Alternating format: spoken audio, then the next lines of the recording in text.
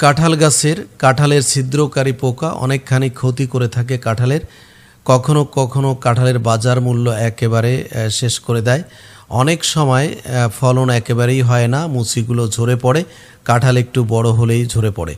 তো আসলে এর প্রতিরোধ করবেন না প্রতিকার করবেন, এই বিষয় নিয়ে বিস্তারিত আলোচনা থাকছে আমাদের আজকের এই ভিডিওতে। বন্ধুরা, আপনারা যারা নতুন আমাদের এই চ্যানেলে, অনুরোধ করব আমাদের চ্যানেলটি সাবস্ক্রাইব করে আমাদের পাশে থাকার জন্য, এবং যারা পুরাতন সাবস্ক্রাইব করেছেন তাদেরকে অনেক অনেক ধন্যবাদ। বন্ধুরা, কাঁঠালের ছিদ্রকারী পোকা আসলে কীভাবে কাঁঠাল গাছকে আক্রমণ করে?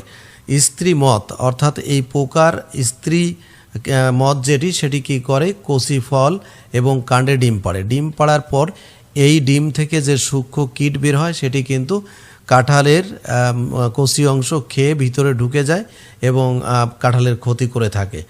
যে কারণে এই পোকা দমনের দুটি উপায়, একটি হচ্ছে আপনি আগে থেকে প্রতিরোধ করতে পারেন যে এই আপনার কাঁঠাল গাছে এই ধরনের পোকা বা মথ যাতে না আক্রমণ করতে পারে।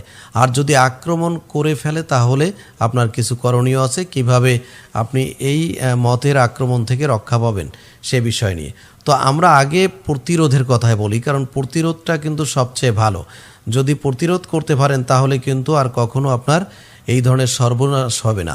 আর যদি কাঁঠাল গাছে আক্রমণ হয়েই যায় তাহলে কিছু না কিছু ক্ষতি কিন্তু করেই ফেলবে। তো প্রতিরোধের জন্যে মুচি আসার আগে কাঁঠাল বাগানকে পরিষ্কার পরিচ্ছন্ন রাখতে হবে। অর্থাৎ শুকনো ডালপালা, মরা ডালপালা, তারপর আগের বছরের যে কাঁঠাল হয়েছিল তার বোটা, এই জাতীয় যা থাকবে তা কিন্তু বহু আগে পরিষ্কার করে ফেলতে হবে, যাতে আবর্জনা না থাকে। আবর্জনা, শুকনো লতাপাতা এগুলোই কিন্তু বেশি করে পোকামাকড়ের বাসা তৈরি করে এবং আক্রমণ করে। যে কারণে আগে থেকেই আপনাকে কিন্তু এই প্রস্তুতি নিতে হবে যে সামনে কাঁঠাল আসছে, তাহলে আমার বাগানকে পরিষ্কার পরিচ্ছন্ন করতে হবে এবং মরা ডালপালা যা কিছু আছে সব একেবারে সুন্দর করে পরিষ্কার করে ফেলতে হবে। এরপর নিম তেল স্প্রে করতে পারেন আপনারা। নিম তেল প্রতি 10 মিলি প্রতি লিটার পানিতে মিশিয়ে সাথে 5 মিলি টিকক্স মিশিয়ে নিয়মিত স্প্রে করে যেতে হবে, যা পোকা নিয়ন্ত্রণে অত্যন্ত কার্যকরী। তাহলে দেখবেন আপনার আর পোকা বাসা বাঁধতে পারবে না, আক্রমণ করতে পারবে না।